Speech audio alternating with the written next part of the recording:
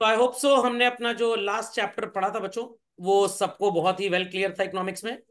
और हमने ये पढ़ा था कि भाई other things remaining constant, market में जब भी किसी चीज का प्राइस बढ़ेगा, the seller will be willing to sell more, और अगर दाम घटेगा, the weller sorry seller shall be willing to sell less.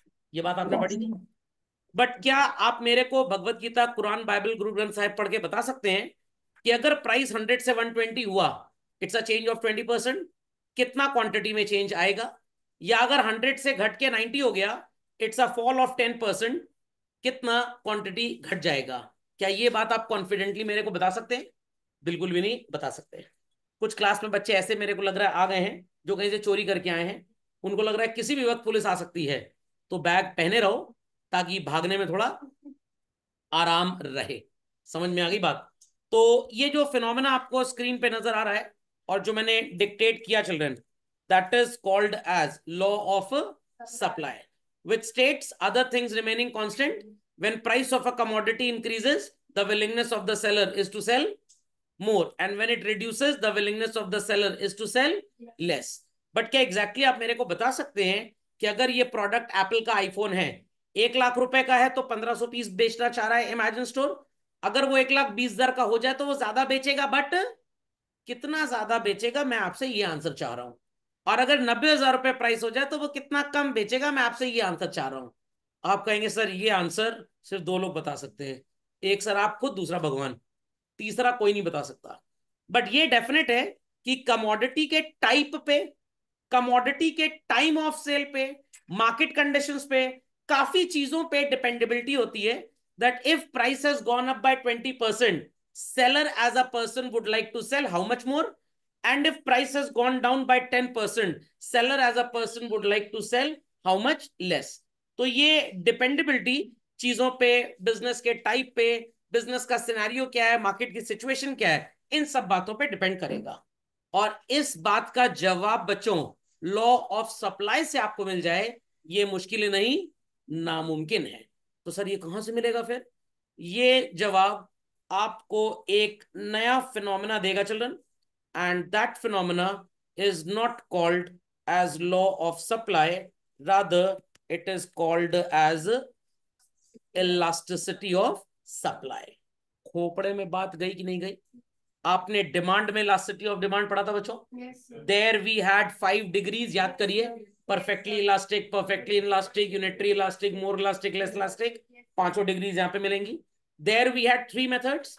यहाँ पे सीबीएसई के सिलेबस में सिर्फ एक मेथड है, मैं आपको दूसरा पढ़ाऊंगा, क्योंकि दूसरा आपकी बुक में तो दिया है बट वो गलत लिखा हुआ है। मैं एकदम मतलब दबंगई से बोल रहा हूँ, it is totally written in the wrong sense in every CBSE book. NCERT थोड़ा सा इसके ऊपर ठीक से लिखता है, एलसीबीएसई हर किताब में गलत लिखा हुआ है। तो ये मैं आपको बताऊंगा ये सही क्या, नहीं तो ग्रेजुएशन में आप निपट जाएंगे। देयर आफ्टर हमने यहाँ पे पढ़ा था, सॉरी, डिमांड के केस में 3 types of elasticity, price elasticity, income elasticity and cross elasticity. यहाँ पे सिर्फ प्राइस इलास्टिसिटी होता है, बाकी और कोई इलास्टिसिटी होती है क्रॉस इलास्टिसिटी, बट वो आपके सिलेबस में इवन ग्रेजुएशन तक आपको नहीं पढ़ाई जाएगी जब प्राइस ऑफ रिलेटेड गुड्स आप लेके चलते हैं। इतनी कहानी समझ में आ गई बच्चों? चलिए, तो with this example let us start with this and write a 2 line definition of elasticity. तैयार है सब लोग? चलिए एग्जाम्पल पहले कॉपी कर लीजिए, हेडिंग लिख दीजिए इलास्टिसिटी ऑफ सप्लाई और झटपट लिखना स्टार्ट करें।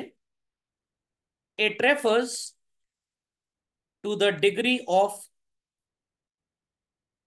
Responsiveness of quantity supplied with, sorry, due to the change in price. लिख के आएंगे तो 0 मिलेगा आपको, क्योंकि प्राइस तो रिलेटेड कमोडिटी की भी हो सकती है, इन इट्स प्राइस। तो अगर हमारे DGCA, that is director general of civil aviation, DGCA का नाम सुना होगा, ये टैरिफ डिसाइड करते हैं फ्लाइट्स का, डोमेस्टिकली, बेसिकली इंटरनेशनली डिसाइड करते डोमेस्टिकली, कि अगर एक फ्लाइट दिल्ली से मुंबई जा रही है और उसका ड्यूरेशन 2 घंटे से कम का है तो फ्लाइट चार्जेस क्या होंगे। तो वो मिनिमम मैक्सिमम डिसाइड कर देंगे। सर मिनिमम क्यों मैक्सिमम डिसाइड करें? मिनिमम इसलिए कि मान लीजिए उन्होंने मिनिमम चार्जेस डिसाइड नहीं किए और मैक्सिमम डिसाइड कर दिया 8,500 रुपए से ऊपर कोई टिकट का प्राइस नहीं ले सकता। रिलायंस वालों ने एयरलाइन चालू की और कह रहे हैं कि फ्लाइट 11 रुपए मिलेगी, तो काफी लोग रिलायंस के प्लेन से ट्रैवल करेंगे और दूसरे प्लेन्स पे कोई सवारी पैसेंजर आएगा नहीं, उनका बिजनेस चौपट हो जाएगा। और फिर रिलायंस वाले जब देखेंगे कि हम मार्केट में इकलौते प्लेयर हैं, अब 11 लाख रुपए का टिकट है, तो ये monopolistic sorry monopolies restrictive trade practices act एक कानून चलता था, जिसके तहत किसी भी पर्टिकुलर कमोडिटी या सर्विस को आप बहुत कम प्राइस में मार्केट डोमिनेट करने के लिए चार्ज करके बेच नहीं सकते। ये कानून खत्म कर दिया गया, इसकी जगह कंपटीशन एक्ट 2002 आ गया। फेयर डिग्री ऑफ कंपटीशन होना चाहिए, ये तो नीचतापे की डिग्री ऑफ कंपटीशन हो गया, तो ये सब अलाउड नहीं है। तो डीजीसीए बोलेगा, directorate general of civil aviation, कि भाई मिनिमम प्राइस जो होगा वो 2 घंटे की फ्लाइट का डोमेस्टिकली ये 3,800 रुपए से कम नहीं होना चाहिए। They have calculated the type of planes are being used, fuel cost, मिट्टी का तेल होता है प्रैक्टिकली एयरप्लेन में, तो सर मिट्टी का तेल, सर तो हम अपना घर से ले जाएंगे, हमारा वाला भर दो।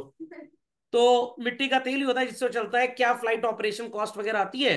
तो डीजीसीए ने कैलकुलेट किया भाई मिनिमम 3,800 और मैक्सिमम 8,500 डोमेस्टिक फ्लाइट का 2 घंटे से ज्यादा का फेयर नहीं हो सकता।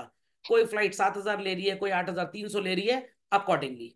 अब अगर फ्लाइट वालों ने सोचा कि भाई हमें तो कस्टमर बहुत कम मिल रहे हैं, क्यों कम मिल रहे हैं? एग्जाम टाइम चल रहा है, शादी ब्याह का सीजन अभी है नहीं, पित्र का सीजन चालू हो गया हिंदुस्तान में, तो भाई लोग ट्रैवल कम से कम करेंगे, तो उन्होंने क्या किया, प्राइस को थोड़ा कम कर दिया, 50% डिस्काउंट एयरलाइन कंपनी देना स्टार्ट किया।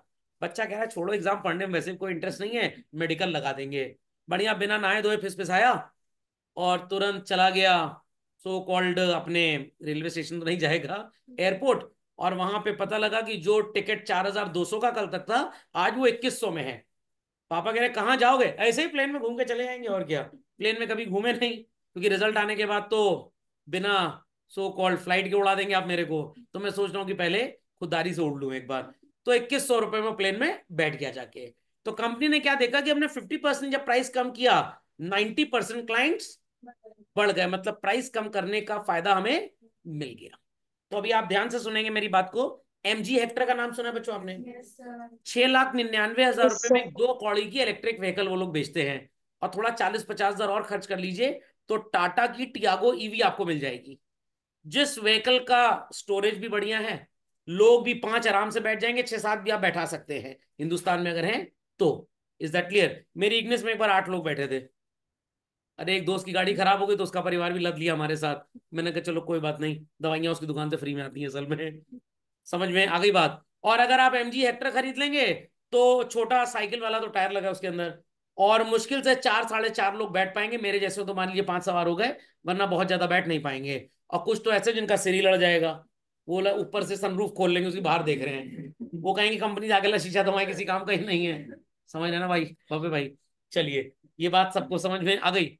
तो इन दैट केस भाई 4,99,000 की, सॉरी 6,99,000 की इतनी महंगी गाड़ी है जिसकी यूटिलिटी एकदम नहीं है। तो टाटा वालों ने सोचा कि अगर हम 20% का गणेश चतुर्थी ऑफर दे दें, पितृ विसर्जन ऑफर दे दें, तो हमारे कस्टमर्स हो सकता है बढ़ जाए। तो अभी तक तो नहीं बढ़ रहे थे, जब उन्होंने देखा कि टाटा टियागो ईवी आपको 699 की जो एमजी हेक्टर है उसके मुकाबले Tata Tiago EV base model 749 का पड़ रहा है, सिर्फ 50,000 ज्यादा दीजिए और 10 गुना बेनिफिट ज्यादा ले लीजिए। तो टाटा ने 799 के प्राइस को 749 कर दिया। लगभग यू कैन से कि 7-8% प्राइस गिराया, 40% कस्टमर बढ़ गए। तो उनको लग रहा है कि भाई प्राइस गिराने से हमें फायदा मिला। एमजी वाले सोच रहे चलो हम भी 10% प्राइस गिराते हैं। 10% प्राइस गिरा दिया, कोई फर्क नहीं पड़ा। क्यों? इनका प्रोडक्ट ही प्राइस कमांड नहीं कर पा रहा है, इसलिए कस्टमर इसको नहीं परचेज कर रहा। तो नॉट नेसेसरली कि हर बिजनेसमैन प्राइस रिड्यूस करे तो लोग ज्यादा खरीदे। इज दैट क्लियर और नॉट? तो ये बात सबको समझ में आ गई? ये बात सबको समझ में आ गई? So refers to the degree of responsiveness का मतलब यहां पे होता है बच्चों, द परसेंटेज, वर्ड तो लिखना गलत होगा, द एक्सटेंट ऑफ चेंज। तो क्वांटिटी में कितना चेंज आया due to the change in its price, जब भी आप इसको मेजर करेंगे बच्चों, we call this phenomena as what, elasticity of supply. यहां तक की कहानी सबको समझ में आ गई? चलिए, तो इन शॉर्ट चिल्ड्रन कुछ एग्जाम्पल्स ले लेते हैं। आई होप सो सबने एग्जाम्पल्स कॉपी कर लिए अभी तक के। चलिए, तो let us take certain examples and continue with this phenomena, and फिर आगे चल के फॉर्मली भी इसको पढ़ेंगे। रेडी एवरीबॉडी बच्चों? जिन्होंने खाना नहीं खाया, दिन में लंच नहीं किया, उनको छोड़ के बाकी बता सकते हैं। Yes sir. Let's continue children. Price is ₹10 and units 100। सबको समझ में आ रहा है? सबको समझ में आ रहा है भाई? चलिए, yes sir. Start copying the example. अब आपका जो प्राइस है बच्चों वो 12 हो गया, quantity supplied is still 100, price is 12, quantity supplied in the market is 120, price is 12, quantity supplied is 180, price is 12, quantity supplied is 105, price एक पर्टिकुलर था 12 रुपी, हम उस पर 100 ही बेच रहे हैं। आई रिपीट, हम उस पर 100 ही बेच रहे हैं। सर ऐसा क्यों? प्राइस बढ़ने पे आप क्वांटिटी क्यों नहीं बढ़ा रहे? मोनालिसा की पेंटिंग, बिडिंग में दाम तो बढ़ेगा ऑक्शन में, बट क्या उसकी और सप्लाई हो पाएगी? नो। तो मेरे पास 100 ओल्ड कॉइन्स आ गए। कहां से आए सर? Amazon में, Amazon नदी पे, Amazon ऐप पे नहीं, एक एनाकोंडा मरा हुआ पाया गया। जब उसको काट पीट के पेट फाड़ा गया तो उसके अंदर से 100 पुराने जमाने के कॉइन्स निकले। रिसर्च की गई ये कॉइन्स आए कहां से, तो पता लगा कि वो जो Dutch east India company 1600 something में फॉर्म हुई थी, उसने अपने कॉइन बनाए थे। कोई एक्सप्लोरर वो कॉइन्स लेकर यहां घूमने आया था और एनाकोंडा उसको खा गया ऐसे करके। खोपड़े में बात गई। कैसे खाया सर? ऐसे करके खा गया। सिद्धि जी डरी तो नहीं? प्रखर जी डरे तो नहीं? चंदन जी डरी तो नहीं? चलिए, नो सर। एनाकोंडा उसको खा गया और वही कॉइन्स वहां पे मिल गए, तो ये एंटीक बन गया। 100 कॉइन्स थे। तो ये जब ऑक्शन बिडिंग में बेचे गए बच्चों, तो इनका प्राइस तो बढ़ रहा था बिकॉज बायर्स ज्यादा थे और सेलर्स कम। बट क्या इनकी क्वांटिटी 100 से ऊपर हो सकती है? कुछ बच्चे कहेंगे सर फोटो कॉपी करा लेते हैं। अरे फोटो कॉपी में वो ओरिजिनलिटी कहां से आएगी? सर ओरिजिनल से अच्छा ना हो तो बताइएगा आप हमको। खैर, समझ में आ गया? Its prestigious value is added with it. खोपड़े में बात गई? चलिए, यहां तक समझ में आ गया? यहां तक समझ में आ गया? तो एक पर्टिकुलर प्राइस पे तो हम कितना भी बेचेंगे, बट प्राइस थोड़ा सा भी कम हुआ तो हम कुछ भी नहीं बेचेंगे। कहानी अंडरस्टूड बाय ऑल? सबको समझ में आ गया? चलिए, सो लेट्स कंटिन्यू चिल्ड्रन। प्राइस में चेंज है 10 रुपए से 12 रुपए, 2 रुपए का। कितने परसेंट का चेंज नजर आ रहा है आपको? कुछ भी नहीं? No change? अरे ओरिजिनली 10 रुपए प्राइस था, अब बढ़ के 12 रुपए हो गया, no change. Very good. Price में जो चेंज है इट इज 20% चिल्ड्रन। 20% प्राइस में चेंज आपको नजर आ रहा है। एज अ रिजल्ट क्वांटिटी में 100 से 120 कितने यूनिट्स का चेंज नजर आ रहा है children? 20 units of 100 is what percentage children? 20%। So change in price is equal to the change in quantity, या आप इसको रिवर्स भी बोल सकते हैं, change in quantity is same with respect to change in its price. This phenomena children is called as unitary elastic. क्या बोलते हैं आप इसको? Unitary elastic. क्योंकि आप डिमांड पढ़ चुके हैं तो इसलिए बहुत ज्यादा यहाँ समझाने की जरूरत पड़ेगी नहीं आपको। शैल आई प्रोसीड फर्दर चिल्ड्रन? 10 रुपए ओरिजिनल प्राइस था, अब ये बढ़ के 12 रुपए हो गया। कितना? 12। What is the change in price that we happen to see children? 2 rupee. 2 rupee 10 रुपी का कितना परसेंट होता है बच्चों? 20%। Very good. And as a result quantity 100 से बढ़ के कितनी हो गई? 180। The seller is willing to sell 80 units more. पहले 100 बेच रहा था 10 रुपए पे, अब 12 पे 180 बेचना चाहता है। कितने यूनिट ज्यादा बेच रहा है? 80। 80 is what percentage of 100 children? 80%। तो moral of the story is this: change in quantity children is more than change in price. It is equal to change in price or less than change in price? More. Quantity में change ज्यादा है। क्यों ऐसा है ये तो मैं आपको बताऊंगा थोड़ी देर में, परेशान मत होइए। But this phenomena is called as elastic or you can call it as more elastic. Any doubts? Many doubts, children? खोपड़े में बात गई। अब लॉजिक भी समझ लीजिए ऐसा क्यों हो रहा है, क्योंकि आप प्रोडक्शन फंक्शन पढ़ चुके हैं बच्चों, तो आप इसको और बेटर समझ पाएंगे। और ये बात मैंने जब बेसिक टर्म्स पढ़ाई थी आपको 5 महीने पहले, वहां पे भी बताई थी। मेरी फैक्ट्री है, प्रोडक्ट मार्केट में 10 रुपए का बिक रहा है, 8 महीने के बाद दीपावली आएगी, मेरे को जनवरी फरवरी में पता लग गया, और मेरे को पता लग गया कि दीपावली में मेरे प्रोडक्ट की मार्केट में डिमांड बहुत ज्यादा होगी, तो I have huge time to undertake more production और नॉट। और प्लस ये ऐसा कमोडिटी है जिसको आप 4 महीने के अंदर नया प्लांट लगा सकते हैं, नई फैक्ट्री लगा सकते हैं, लेबर्स को हायर कर सकते हैं और आउटपुट दनादन बढ़ा सकते हैं। तो एज अ रिजल्ट 100 की बजाय हमारा आउटपुट 180 हो गया, बहुत ढेर सारा बढ़ा लिया। तो हमने कैपिटल को भी चेंज किया एज वेल एज लेबर को भी चेंज किया। कौन सा रन बोलते थे, लॉन्ग रन या short run? Long run, very good. तो लॉन्ग रन याद आ गया सबको क्या होता है? मैंने प्रोडक्शन फंक्शन में कॉन्सेप्ट क्या सिखाया था? Output increases with the change of labour only, तो शॉर्ट रन है। With the change of labour and capital both, तो इट इज लॉन्ग रन। और सप्लाई में आप इसे कैसे पढ़ते हैं? Change in price is less but that in output is huge. तो 20% दाम बढ़ना आप सोच पा रहे हैं, और आपने अपना आउटपुट कितना बढ़ाने की प्लानिंग कर ली? 80%। और ये तभी पॉसिबल होगा जब आप एक नया प्लांट इंस्टॉल कर पाएंगे। Is that clear? तो प्रोडक्शन फंक्शन में जो लॉन्ग रन होता है सप्लाई के इलास्टिसिटी में, उसी को आप क्या बोलते हैं? मोर इलास्टिक। Is that clear? इसका एक और भी नाम होता है, ये भी आप लिख सकते हैं। It is also called as children relatively more elastic. सुनाई पड़ गई बात? चलिए, अब बच्चों प्राइस तो 10 से बढ़ के 12 हो गया, by what percentage does it happen to change? 20%। But quantity में आपको चेंज 100 से 105 का ही नजर आ रहा है। What is the change in quantity children? Only 5%। तो प्राइस में चेंज ज्यादा और क्वांटिटी में चेंज कम। सर ऐसा क्यों? हमारे पास मींस ऑफ प्रोडक्शन ही नहीं था, that's why we are unable to produce more. So this phenomena is called as inelastic children. I repeat, called as inelastic, or you can also call it as what? Less elastic. Logic went well? सबको समझ में आ गया? Sir हम ज्यादा क्यों नहीं produce कर पा रहे? हम बच्चों ज्यादा इसलिए नहीं प्रोड्यूस कर पा रहे बिकॉज ज्यादा प्रोड्यूस करने के लिए आपको चाहिए labour and capital both.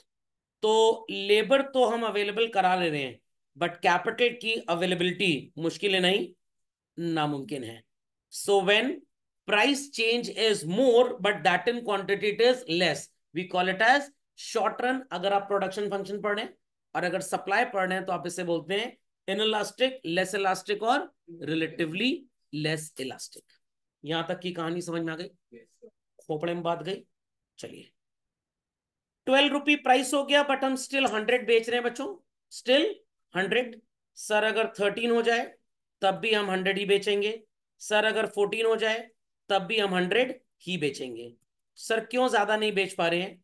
Reason being, I repeat children, reason being, हमारे पास ये जो कमोडिटी है ये एग्रीकल्चरल कमोडिटी है, ये ऑक्शन बिडिंग वाली कमोडिटी है। प्राइस कितना भी बढ़ जाए मैंगो का, क्या फार्मर और मैंगो मार्केट में ला पाएगा? नहीं ला पाएगा। So this is the case of what is known as perfectly inelastic. Price में कोई भी चेंज हो, quantity won't be able to change और इंक्रीज और डिक्रीज। खोपड़े में बात गई? खोपड़े में बात गई चिल्ड्रन? तो अगर आपसे पूछा जाए in case of agricultural commodities or antiques what is the elasticity of supply, जवाब क्या होगा बच्चों? perfectly elastic। खोपड़े में बात गई। एंड प्रोडक्शन फंक्शन में आप इसे बोलते हैं what children? Very short run. Logic समझ में आ गया? क्यों बोलते हैं वेरी शॉर्ट रन? आप आंसर इज वेरी सिंपल, कितना भी लेबर कैपिटल कुछ भी बढ़ा लो, your output will not change. क्यों? क्योंकि ये एग्रीकल्चरल कमोडिटी है, एंटीक है, फिर से जब तक वो सिचुएशन नहीं आएगी आप इसको चेंज नहीं कर पाएंगे। सुनाई पड़ गई बात? तो प्राइस यहीं पे आप चेंज कर लीजिए, तो आपका एक ही लाइन में पूरा कार्यक्रम समाप्त हो जाएगा। Logic understood? वेल चलो, एट अ गिवन प्राइस आप कितना भी बेच लेंगे, कहने का मतलब 12 रुपए में आप 120 भी बेच सकते हैं, 140 भी बेच सकते हैं, 180 भी बेच सकते हैं। थोड़ा सा भी प्राइस कम होगा, हम कितना बेचेंगे? जीरो। क्यों जीरो बेचेंगे?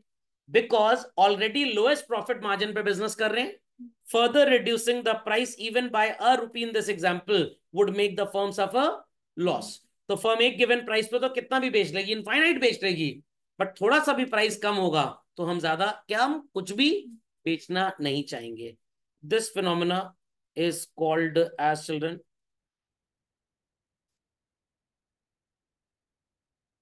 Perfectly elastic. इतनी कहानी सबको समझ में आ गई बच्चों? झटपट अपडेट कर लीजिए, क्विक एंड फास्ट। तो यहां तक सबको कहानी समझ में आ गई?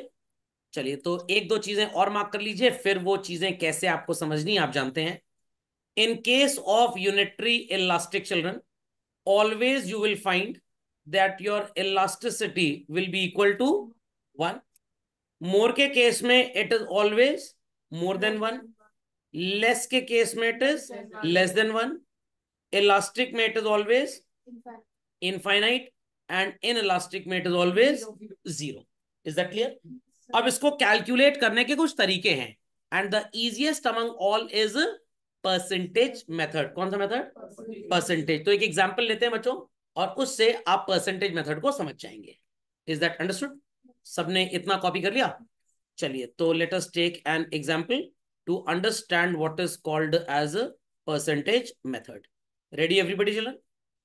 चलो, so let us take two prices. एक तो आपने लिखा ही हुआ है, एक हम इसी के साथ और ले लेते हैं बच्चों। सो अपनी कॉपी में इस एग्जाम्पल को झटपट फास्ट लिखें। प्राइस को कर देते हैं 14 और इसको कर देते हैं 170। Is that understood well?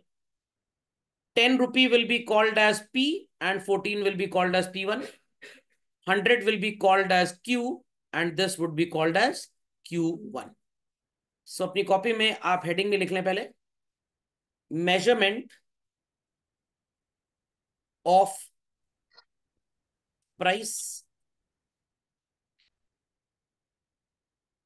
elasticity of supply. I repeat, put the heading children, measurement of price elasticity of supply. Ready to understand? चलिए, there are two ways out. जैसे हमने पढ़ा था डिमांड में चिल्ड्रन, डिट्टो वैसे ही आपको दोनों में से जैसा भी अच्छा लगे आप अपने एग्जामिनेशन में उसको लिख सकते हैं। चलिए, so let us put the formula first and foremost, and the formula goes like this children. सबसे पहले लिखें EP equals to, it is percentage change in quantity supplied divided by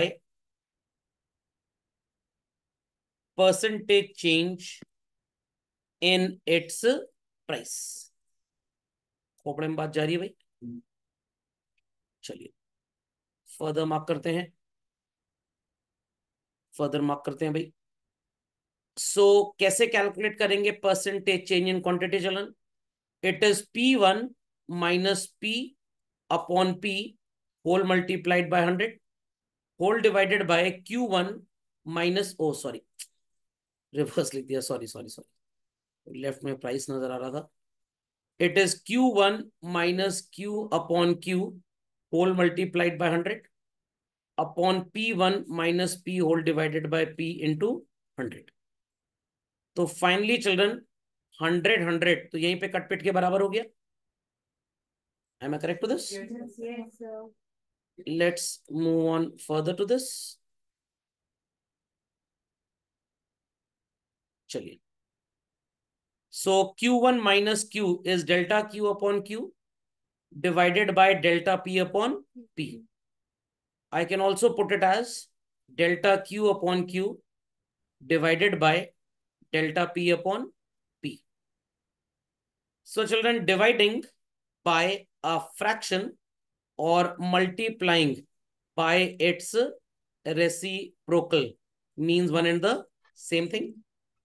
Even अगर मैं इंटरचेंज कर दूं डेल्टा पी को Q की जगह और क्यू को डेल्टा पी की जगह, will it be going to make any difference? Not at all. So it is delta q upon delta p into p by q. Let's find out कि भाई change in quantity कितना नजर आ रहा है हमको. 100 and 170, what is the change, children?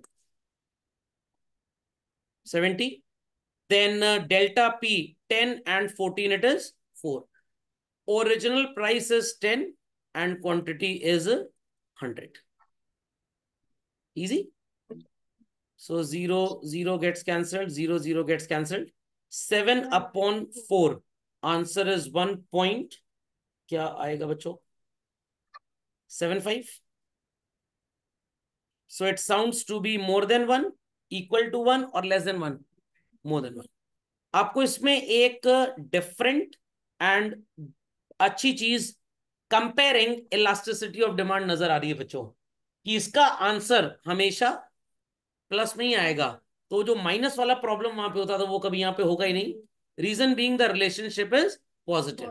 Price बढ़ता है तो क्वांटिटी बढ़ती है, प्राइस घटता है तो क्वांटिटी घटती है. So people understood how to show this example? सबको समझ में आ गया? चलिए next, moving to the left column. इतना कॉम्पोजिशन तो सेम कॉपी कर लीजिए बच्चों, यहां तक सेम कॉपी कर लीजिए. सिर्फ 100 को कैंसिल आउट मत करिएगा बस. Do not cancel out 100 like I have done.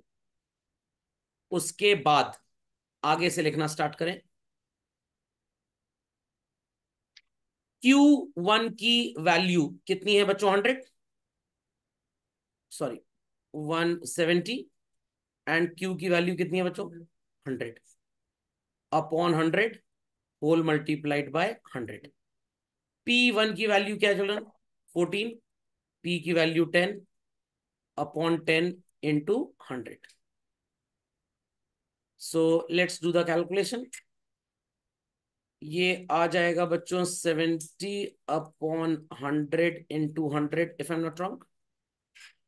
Correct? समझ में आ रहा है भाई? कोई क्वेरी तो नहीं किसी की? And here it is 4 upon 10 into 100.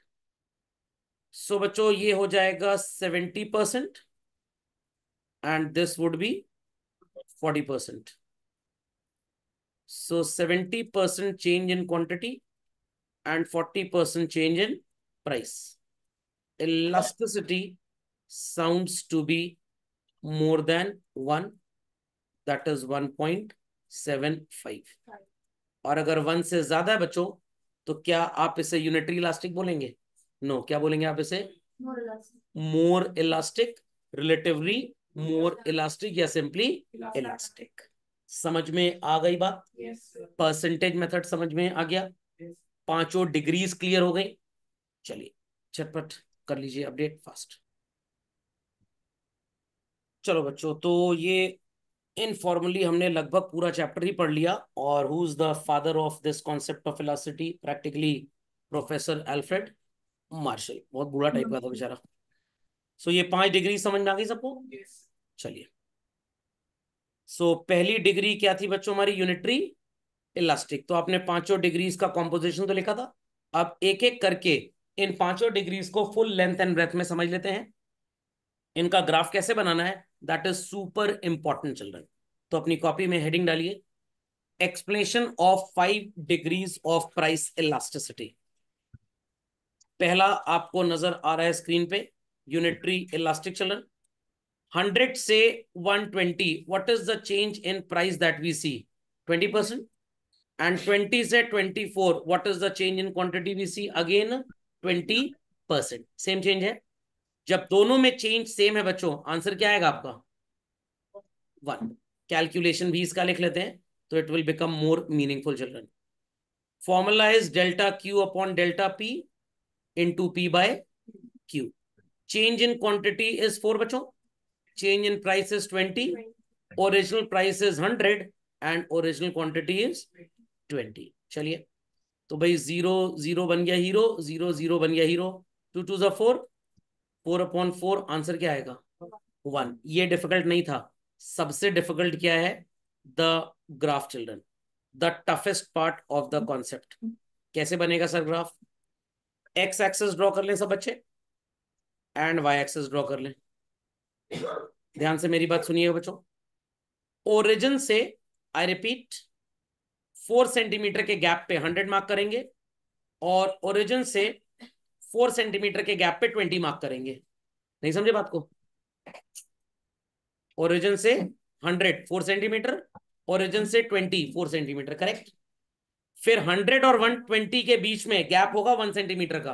I repeat बच्चों, 100 और 120 के बीच में गैप कितना होगा 1 सेंटीमीटर, और 20 और 24 के बीच में भी गैप कितना होगा 1 सेंटीमीटर। आपको ग्राफ में इस बात को शो करना है कि भाई जितना चेंज वाई एक्सिस में प्राइस में आया 4 से 5 1 सेंटीमीटर, उतना ही चेंज एक्स एक्सिस में 20 से 24 पे गया, that is 1 centimetre. Logic understood well, पक्का। और यहां पे बच्चों जब आप ए और बी दोनों पॉइंट्स को ज्वाइन करेंगे, एक बहुत ही धमाकेदार चीज आपको नजर आएगी। जब आप दोनों को ज्वाइन करके चिल्ड्रन ड्रॉ करेंगे अपना स्लोप, ये एग्जैक्टली 45 डिग्री का एंगल बनाएगा। और ये सिंपल ग्राफ की प्रॉपर्टी है, when the change on X axis and Y axis is by same magnitude, always a bisector of 90 degree will be formed. आपके मैथ्स के टीचर ने क्लास 7 8 में आपको ये बात बताई होगी। Is that clear? काफी लोग तो भूल गए होंगे, कोई बात नहीं, आज को पढ़ने के बाद भी लोग भूल ही जाएंगे। तो सबसे इंपॉर्टेंट यूनिटरी इलास्टिक का ग्राफ होता है, this was told in demand also, और ये चीज यहां पे बता रहा हूं। यहाँ पे लिखा है supply curve originates from the origin. ये सिर्फ सीबीएसई के बच्चों को पढ़ाया जाता है और किसी को नहीं पढ़ाया जाता। यहाँ पे होना चाहिए था supply curve if extended backwards shall touch the origin, क्योंकि भाई ओरिजिन से वो ओरिजिनेट तब करेगा जब जीरो प्राइस पे जीरो क्वांटिटी होगी, और भाई जीरो ना प्राइस रहेगी, और अगर रहेगी तो क्वांटिटी जीरो, मतलब आउट ऑफ एनालिसिस चला गया, तो वो बकवास है। Is that understood? Is that understood? तो ये लिख सकते हैं supply curve when extended backwards. Sir मतलब कुछ ऐसा है कि रियलिटी में आपका सप्लाई कर्व ऐसा है, समझ लीजिए बच्चों, नजर आ रहा है सबको, हवा में लटक रहा है। बट अगर आप इसको बैकवर्ड एक्सटेंड करेंगे तो it is definitely going to touch what is called as origin. समझे इस बात को? चलिए झटपट नोट डाउन करें very quickly. Let's continue further children, continue further. The next in line we have elastic or more elastic. Let's proceed with its calculation first. Formula is delta Q upon what children? भूल गए? Delta P whole multiplied by P by Q. Change in price आपको कितना नजर आ रहा है बच्चों? 20 and original price is 100. Change in quantity is 8 and original quantity is 20. 0 0 cut गया, 0 0 कट गया। What is 8/4 children? 2. It is more than 1 or less than 1? More than 1. People may be willing to understand sir इसका graph कैसे बनेगा। बहुत simple है, सबसे ज्यादा problem is only in preparing the graph for unitary elastic children. So सबसे पहले आप प्राइस मार्क कर लीजिए, लेट अस से 100 एंड क्वांटिटी मार्क कर लीजिए 20। प्राइस में चेंज कम है और क्वांटिटी में चेंज ज्यादा। सो 100 से 120 गैप कम होगा चलन।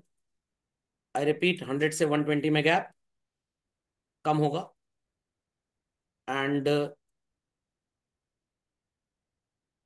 20 से 28 में गैप ज्यादा होगा। So this simply resembles a smaller change in price causes a large change in quantity supplied. सुनाई पड़ गया भाई? So the phenomena is called as what? Nothing. More elastic. दिमाग की बत्ती जलाएं, मेंटोस खाए बगैर और जवाब दें। अगर इस सप्लाई कर्व को, चिल्ड्रन बहुत ध्यान से देखिएगा, अगर इस सप्लाई कर्व को मैं पूंछ पकड़ के पीछे खींच दूं, क्या ये ओरिजिन पे टच करेगा? नो। क्या ये एक्स इंटरसेप्ट पे टच करेगा? नो। ये किसको काटते हुए या टच करते हुए निकल जाएगा? वाई। यही लॉजिक आप ग्राफिकल या ज्योमेट्रिक या पॉइंट मेथड में फॉलो करेंगे। ओके, सो मार्क कर लीजिए इसको। This S S supply curve if extended backwards shall touch the Y intercept. सुनाई पड़ गई बात? पक्का? चलिए झटपट कर ले complete. So let's continue further to the next phenomena. Elastic समझ गए सब लोग? More than one? चलिए अगला कॉन्सेप्ट है चिल्ड्रन इन इलास्टिक का। सो इन इलास्टिक के कॉन्सेप्ट को ध्यान से समझते हैं। Let us put emphasis on calculation. Formula is delta q upon delta p into p by q. What is the change in quantity visible to us, children? 2, and original quantity is 20. Change in price is 20 and original price is 100. Let's do the calculations. So children, it is 2 upon 4, which is 1 upon 2, which is 0.5. So it sounds to be less than 1 or more than 1 or equal to 1, children.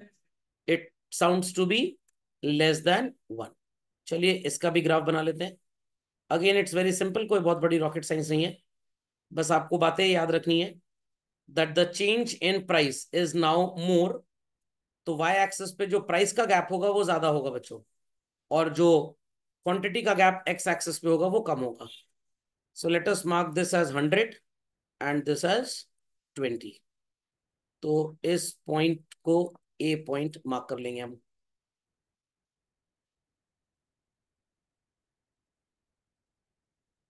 And thereafter change in price is much more, तो gap has been widened, and change in quantity is comparatively less.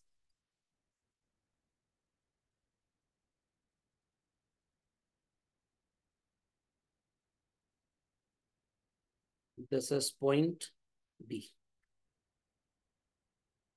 Now if we draw a slope, children, और ध्यान दीजिएगा इस बात पे, if I extend the slope backwards, will it be touching the origin? Not at all. ये कहां पे touch करेगा चिल्ड्रन?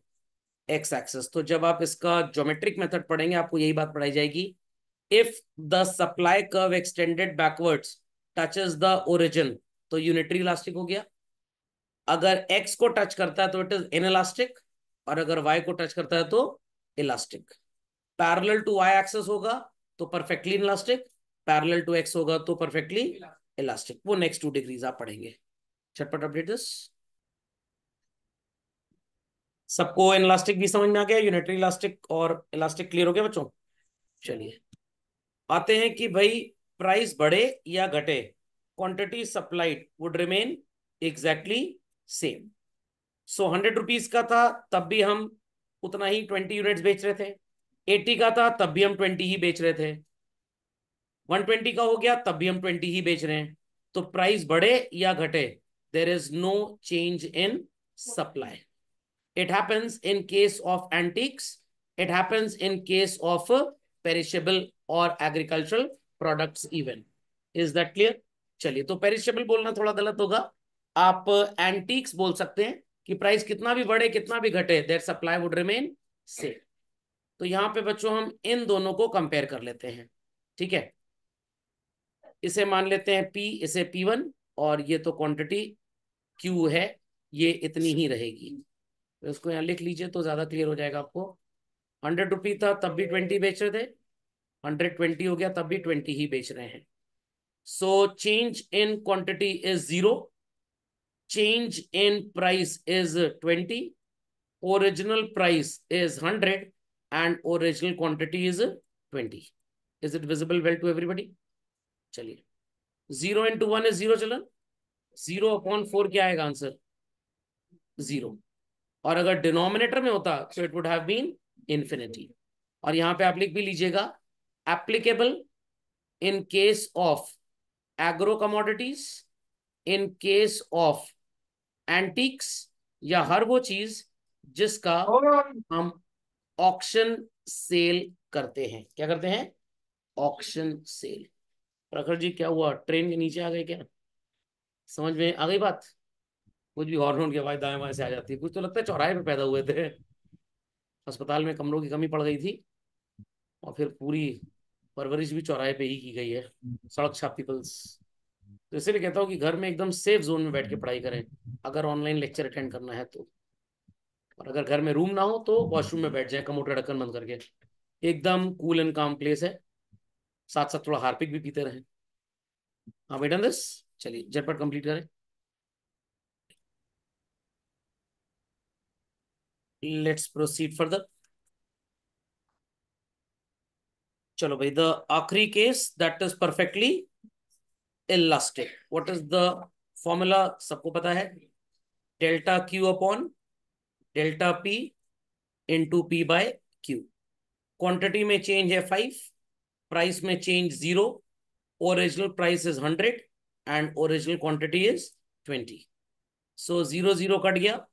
अब ये जबरदस्ती मत कर दिए सर, यहाँ का 0 और यहाँ का 0 भी काट लिया हमने एक साथ, ये नहीं कट सकता है। ठीक, तो it is 50/0। The answer is what children? Infinity. The answer is infinity. चलिए ग्राफ बना लीजिए इसका। So at a given price or above it, seller would be willing to sell in finite quantity of a commodity, but nothing at a slightly lower price.